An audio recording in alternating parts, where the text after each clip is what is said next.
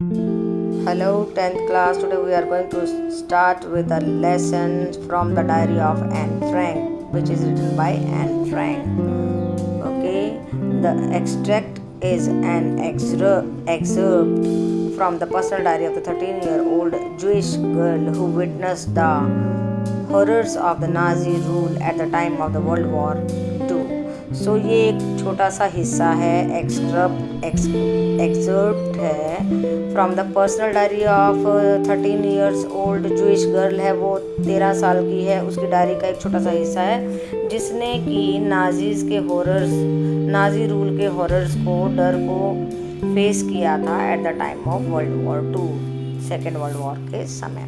She wrote the diary while hiding in an attic with her family, और वो अलग छोटे से ऊपर वाले कमरे में जा करके छुपा करके डायरी लिखती थी. And four others in the Amsterdam during the German occupation of Netherlands, और दूसरे उसके जो फैमिली मेम्बर्स थे उनसे छिपा करके वो डायरी लिखती थी एम्स्टरडैम में. The German occupation of Netherlands में थे वो फोर जो उनके अलग मेम्बर्स थे.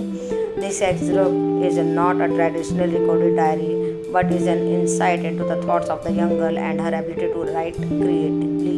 तो ये जो छोटा सा हिस्सा है उसकी राइटिंग का, is not traditionally recorded diary, तो कोई रिकॉर्डेड वर्क नहीं है, ट्रेडिशनली रिकॉर्डेड नहीं है, बट एक इंसाइट है उसकी थॉट्स की, उस यंग गर्ल की थॉट्स की इंसाइट है. And her ability to write creatively, और उसकी योग्यता है कि वो कितना क्रिएटिवली लिख पाई. ओके बेटा. Yes, now let us see the summary. Anne Frank considers diary writing to be a strange experience. उसे लगता है एन फ्रैंक को diary writing. She gives two reason for this, और इसके लिए दो रीज़न देती है. Firstly she has never written anything earlier, and secondly she thinks that neither she nor anyone else would be interested in the thoughts of a teenager.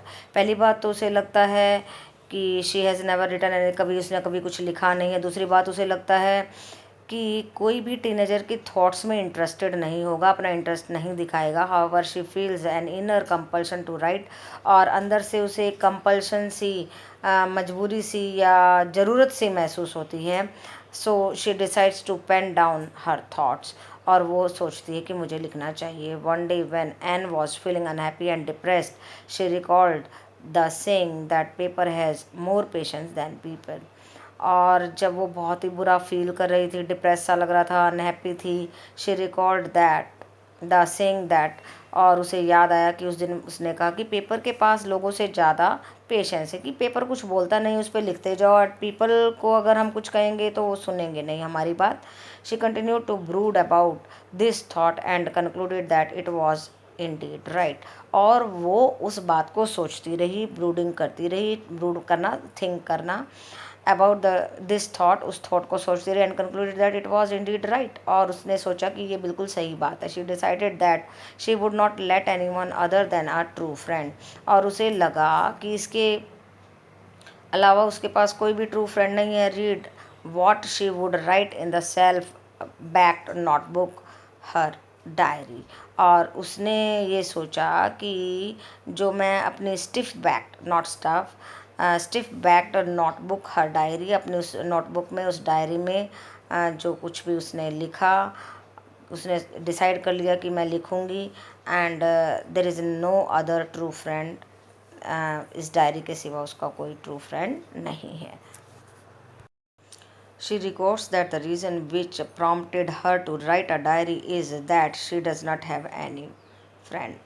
और उसने ये record किया कि यही रीज़न, जेन्युइन रीज़न था उसके लिए कि उसके पास कोई फ्रेंड नहीं था अपनी बातें बताने के लिए, इसलिए उसने डायरी को ऑप्ट किया. Clarifying the absence of a true friend in her life, clear करती है कि उसके लाइफ में कोई ट्रू फ्रेंड नहीं था. And says that she might have seemingly friendly people around her, loving parents, a 16-year-old Elder sister. वो कहती है कि मेरे आसपास में बहुत सारे लविंग फ्रेंड्स हैं, जो दिखाई तो देते हैं कि अच्छे ट्रू फ्रेंड्स हैं, जैसे कि लविंग पेरेंट्स, और 16-year-old एल्डर सिस्टर है उसकी बड़ी, 16-year-old है जो 30 फ्रेंडली पीपल उसके आसपास हैं, एंड लविंग आंट्स हैं उसके पास.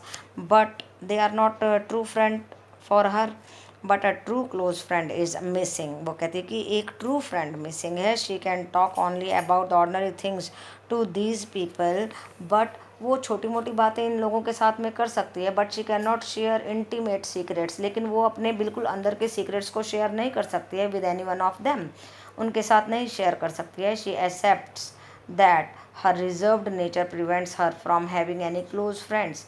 और वो एक्सेप्ट करती है कि मेरा जो नेचर इंट्रोवर्ट नेचर है, रिजर्व्ड नेचर है, वो मुझे दूसरों के क्लोज नहीं जाने देता। She decides to write a diary, और इसलिए वो डायरी लिखने के लिए डिसाइड करती है। As she feels that her nature is not likely to change. और वो फील करती है कि मेरी तो नेचर चेंज नहीं होगी, लेकिन मुझे फ्रेंड भी चाहिए, इसलिए उसने क्या किया, डायरी लिखना शुरू कर दिया। ओके बेटा। She considers her diary to be her imaginary long awaited friend. और अपने डायरी को कंसिडर करती है एक इमेजिनरी लॉन्ग अवेटेड, बहुत लंबे समय से जिसका इंतजार वो कर रही थी, ऐसी फ्रेंड।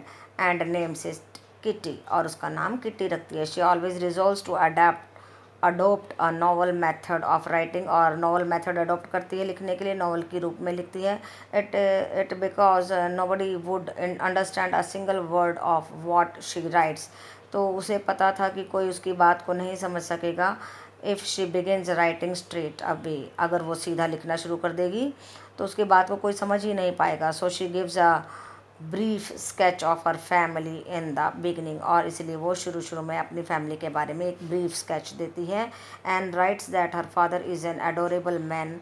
वो कहती कि मेरे पिता तो बहुत ही अच्छे हैं, एडोरेबल हैं। And had married her mother when she was 36, और उनकी मदर से शादी हुई 36 की एज में। एंड शी वाज 25, और मदर 25 ईयर्स ओल्ड थी। हर elder sister Margot was born in Frankfurt, और उसकी बड़ी सिस्टर मार्गोट पैदा हुई फ्रैंकफर्ट में, जो कि जर्मनी में, in 1926। And she herself was born on 12 जून 1929, और वो 12 जून 1929 को पैदा हुई। She lived in Frankfurt until the age of 4, and in September 1933। तो वो 4 साल की उम्र तक अंटिल द एज ऑफ 4 वहाँ पर रही। And in September 1933 her father immigrated to Holland, आ गए उसके पिता, अकम्पनीड बाय हर मदर, उसकी माँ को लेकर के आए, Edith Hollander Frank. Meanwhile Anne and her sister were sent to Aachen to live with their grandmother, और एन और उसकी सिस्टर को भेज दिया गया उनकी ग्रैंड मदर के पास, एकन भेज दिया गया। However in December that year her elder sister joined her parents, और सिस्टर ने भी उन्हें ज्वाइन कर लिया दिसंबर में। While she reached later on Margot's birthday, और वो बाद में आई on the Margot's birthday. In Holland she was admitted to the Montessori nursery school.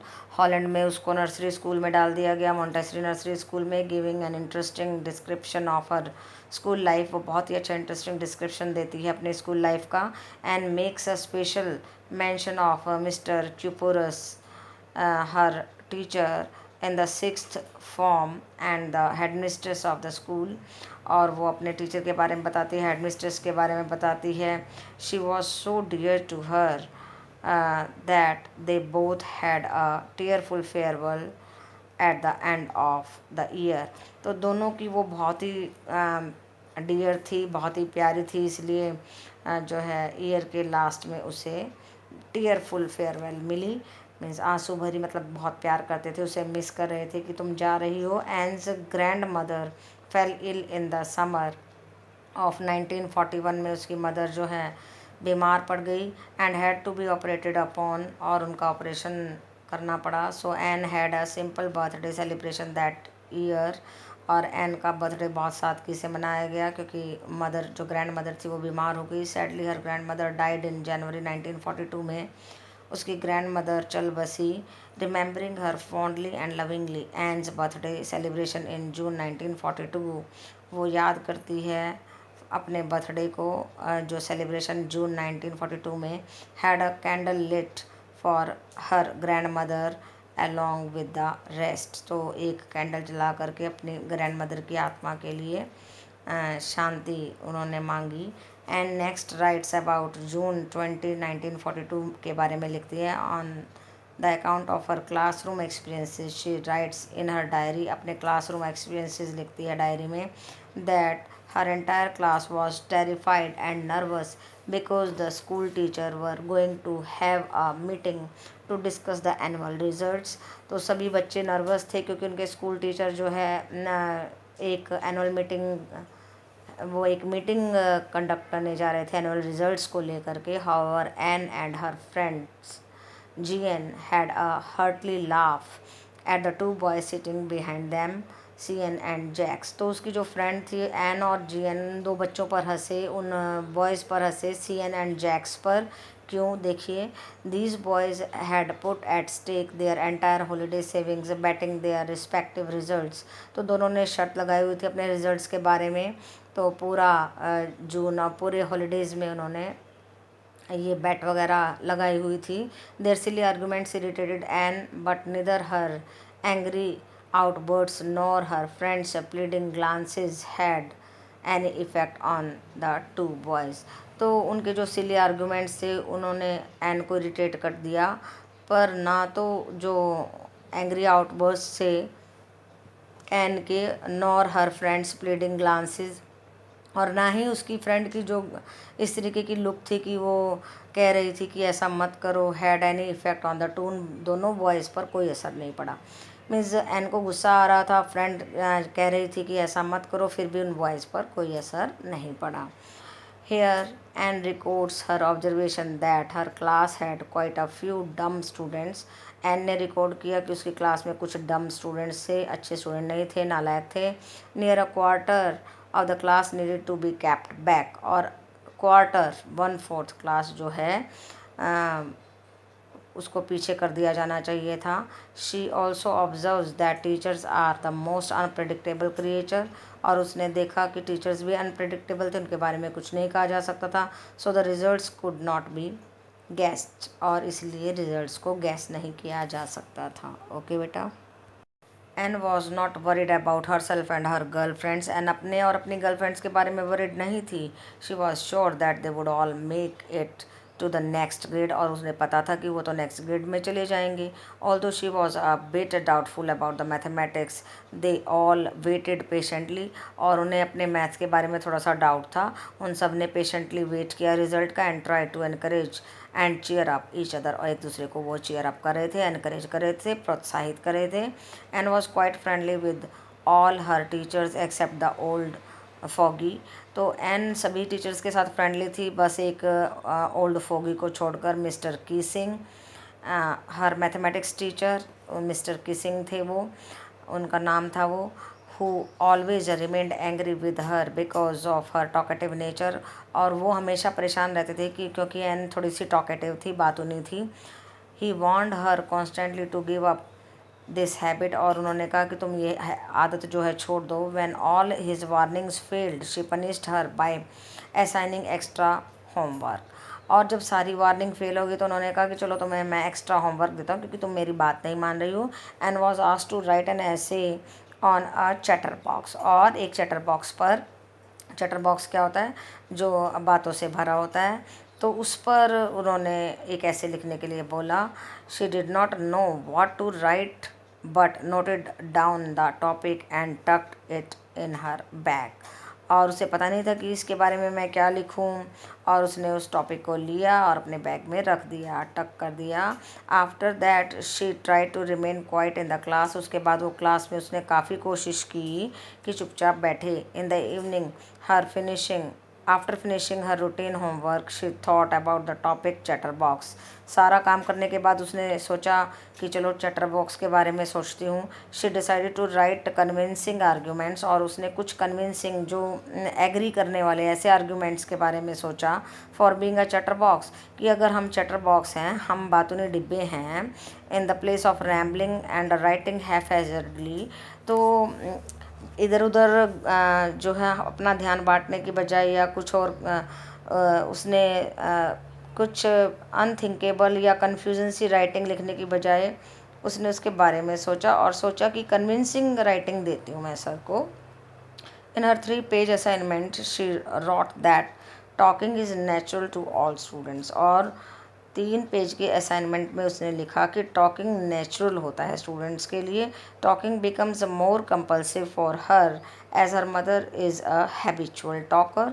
और वो कहती है कि मेरे लिए तो बहुत ज़रूरी है क्योंकि मेरी मदर भी हैबिचुअल टॉकर हैं, हमेशा बात करती हैं। And one cannot do much about inherited traits, और अगर वो ट्रेड्स हमारे पास इनहेरिटेड है तो हम उसके बारे में कुछ नहीं कर सकते, वो तो हमें अपने पेरेंट्स से मिले हैं। So we can not do anything about the inherited trades.